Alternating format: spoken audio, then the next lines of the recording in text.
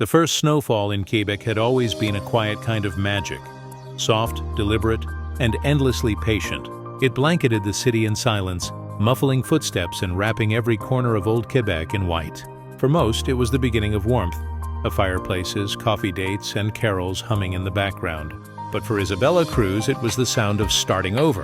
Her plane had landed just hours ago, and the cold hit her like a forgotten memory. She stood at the taxi stand outside the airport, her gloved fingers clutching her camera case. The air smelled of pine and frost, and every breath she took felt like it carved a new story inside her. "First time in Quebec?"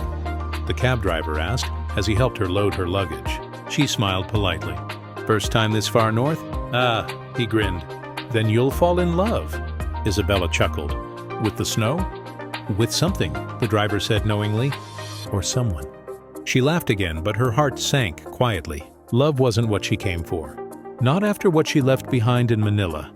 The unfinished conversations, the engagement ring she never got to wear, and the feeling that she had lost more than a person. She had lost herself. The cab weaved through cobblestone streets, lined with golden lights and cafes glowing with warmth. The city looked like something out of a storybook. Quebec in December had a way of making loneliness look beautiful. Her small studio apartment was tucked behind a bookstore in Rue du Trésor, where artists sold paintings even in the snow. The old lady at the counter handed her a set of brass keys and said kindly, "You're the photographer from the magazine, yes? You'll find your piece here, dear." Peace. That word lingered in her mind as she unpacked. By evening, the snow had thickened. She set out with her camera, hoping to capture what she called the soul of winter. The streets glowed beneath fairy lights, and her breath fogged the lens every few minutes. She photographed lovers holding hands, children laughing as snowflakes melted on their tongues, and the quiet rhythm of the city slowing down. But then her lens caught something, or rather someone. A man stood by the corner of Rue Sainte-Anne, under the flickering light of an old street lamp. He wasn't dressed for the cold, no gloves, no hat, just a brown coat and a scarf loosely hanging around his neck. He held a book in one hand and was staring into the falling snow as if waiting for something, or someone. Isabella lowered her camera. There was something hauntingly poetic about him, like a line in a forgotten song. As she took a step closer, a gust of wind picked up, and her hat flew off, tumbling into the street. The man caught it before it hit the snow, his reflex quick and calm. "Careful," he said, his voice warm, deep, with a hint of an accent she couldn't quite place. "Thank you," she said, brushing snow from her coat. "I guess the wind here has attitude." He smiled slightly. "It does, but it only steals from those who look lost." "Then I must be very lost," she joked. He studied her for a second before handing her the hat. "Maybe not lost, maybe just searching." She blinked. "That's oddly specific." "I work in a bookstore," he said, gesturing toward the shop beside her apartment. "I recognize people who carry stories they haven't finished yet." Isabella smiled, unsure how to reply. He had that kind of presence, gentle but with gravity. "Léo," he said, offering a gloved hand. "Isabella." They shook hands, and for a brief second, the world outside the falling snow felt still. Later that night, she couldn't sleep. The snow whispered against her window like soft static, and her camera sat beside her bed. The last photo she took frozen on the screen. The man under the street lamp, his eyes distant, his expression unreadable. The next morning, she wandered into the bookstore below, partly out of curiosity and partly to thank him again.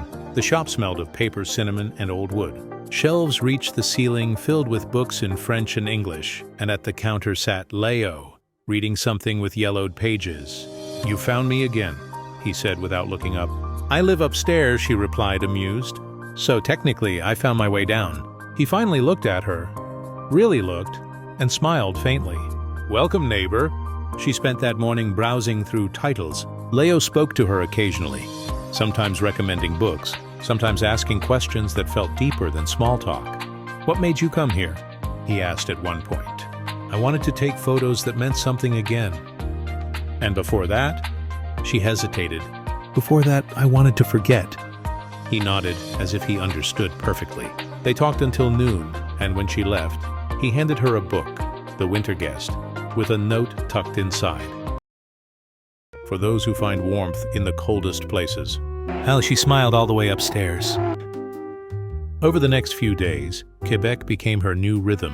Mornings spent photographing the city, afternoons in the bookstore, evenings talking with Léo over coffee. It felt easy, like the universe was finally giving her quiet after all the noise. But the more she got to know him, the more she felt something beneath his calm, a heaviness, like a song left unfinished. One evening, while helping him stack books, she noticed an old framed photograph behind the counter of a woman with chestnut hair, smiling in the snow. "Your sister?" Isabella asked softly. Léo froze for a second before replying, "No, someone I once knew." She didn't push, but the air between them shifted. His voice grew distant, and his eyes, usually warm, carried something unreadable. Outside, the snow began to fall again, thick and relentless. A week later, her magazine editor called. "Isabella, the winter feature is stunning," the editor said. "But we need one final shot, something that captures the heart of Quebec. Something personal."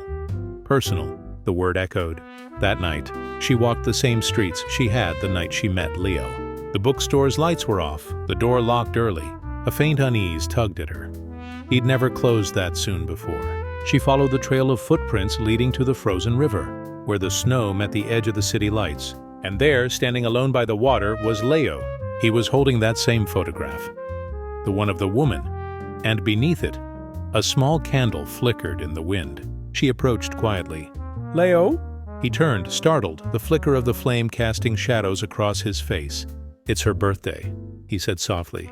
She loved the first snowfall. Isabella didn't know what to say. She simply stood beside him, the wind biting her cheeks. After a long silence, he looked at her and whispered, "Do you believe some people meet too late?" Her heart tightened. "I think sometimes the right people meet when they need each other most." He looked at her, really looked, and something in his gaze shifted. But before she could say anything more, the wind howled and blew the candle out. Léo's expression darkened, and he said quietly, "Then I hope this winter doesn't end too soon." That night, Isabella returned to her room with her heart pounding. The photo on her camera, the flickering candle by the river, his face in half-light. It was the shot, the one her editor asked for. But it didn't feel like victory. It felt like intrusion.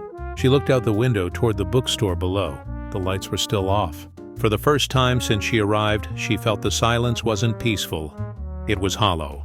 Then her phone buzzed. A message from an unknown number. "If you want to know who she was, meet me tomorrow at the bookstore." "Don't tell Léo." Her heart stopped. She stared at the message, the screen glowing against the dark. Outside, snow began to fall again, slower this time, heavier, as if the night itself was listening. And somewhere, far below her window, the bookstore's door creaked open. End of Episode 1. Who was the woman in the photograph? And why must Isabella not tell Léo